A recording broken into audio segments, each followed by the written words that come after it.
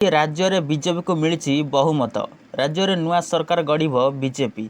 2024 निर्वाचन में ओडिशा विधानसभा 147 आसन मध्यरु भारतीय जनता पार्टी एकाकी 78 आसन पाई बहुमत हासिल करिछि। बीजेपी ओडिशा रे सरकार गठन करिवो।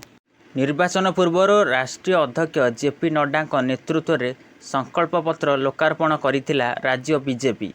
एही संकल्प पत्र रे राज्यवासी को दल 21 संकल्प देइथिया बेले सरकार को आसिला तुरंत एही 21 संकल्प पूरा करने प्रतिश्रुति देइछंती राज्य सभापति मनमोहन सामल।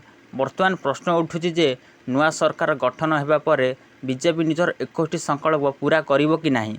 प्रथमतः सुभद्रा योजना रे प्रत्येक महिला 50,000 टंकार नगद भाउचर पाइबे, जहाँ 2 वर्ष भितर खर्च करि पारिबे।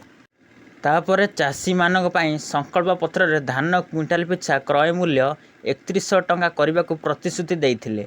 डीबीटी जरिया 48 घंटा भितर कृषक मानकु अर्थ हस्तांतर कराजिबो।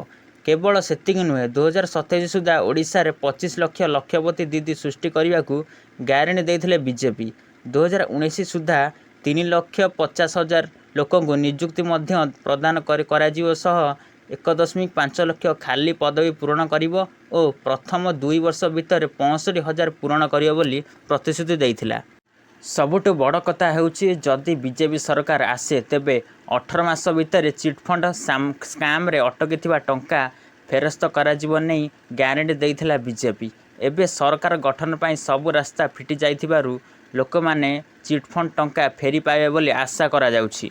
राज्य रे 75,000 किलोमीटर ग्राम्य और जातीय राजपथ निर्माण कराजिबो सह प्रत्येक ग्राम पंचायत तथा सदर परिक्रमा को राज्य राजधानी सह जोड़िबा को लक्ष्य रखिछि बोली बीजेपी निज संकल्प पत्र रे कहिछि। पीएम आवास योजना रे 15 लक्ष घर लोकंक मुंड को छात जोगाइबा नै संकल्प पत्र रे उल्लेख करिथिला बीजेपी। 40,000 सर्वसाधारण स्थान रे एवं 26 लक्ष घर को जल जोगाण कराजिबो। जनजाति छात्र छात्री को शहीद माधव सिंह हाथ खर्च योजना रे 5,000 टंकार सहायता राशि सह मुख्यमंत्री सहायता योजना रे वयस्क दिव्यांग विधवा निराश्रय मानकु 3,000 टंका मासिक पेंशन प्रदान कराजिबो बोली ग्यारंटी देइथिला। 80% अक्षमता थिबा दिव्यांग एवं 80 रु अधिक बयस व्यक्ति को 35,000 टंकार पेंशन देबाकू घोषणा करिथिला। अणसंगठित क्षेत्र श्रमिक मानकु 5 लक्ष टंकार बीमा कभर प्रदान करिबो बीजेपी। सबुठु बड़ प्रसंग सरकार आसिले रत्नभंडार चाबी हजिबा घटनार तदंत करिबो बीजेपी। रत्नभंडार खोली और जगन्नाथ महाप्रभु संपत्ति तालिका प्रस्तुत करने सह श्रीमंदिर चारिद्वार खोलिबाकू प्रतिश्रुति देइछि बीजेपी। मिशन स्वास्थ्य ओडिशा रे स्वास्थ्य केन्द्र और प्राथमिक स्वास्थ्य केन्द्र 36,000 नूतन शଯ୍यार व्यवस्था और 100टी गोष्ठी स्वास्थ्य केन्द्र को उपखंड स्तरीय डाक्तरखाना भाव में उन्नति करने को देइथिला ग्यारंटी। प्रत्येक जिले में एक नर्सिंग कॉलेज एक मेडिकल कॉलेज एवं स्पेशलिस्ट हॉस्पिटल प्रतिष्ठा करने ओडिशावासी को कथा देइथिला बीजेपी।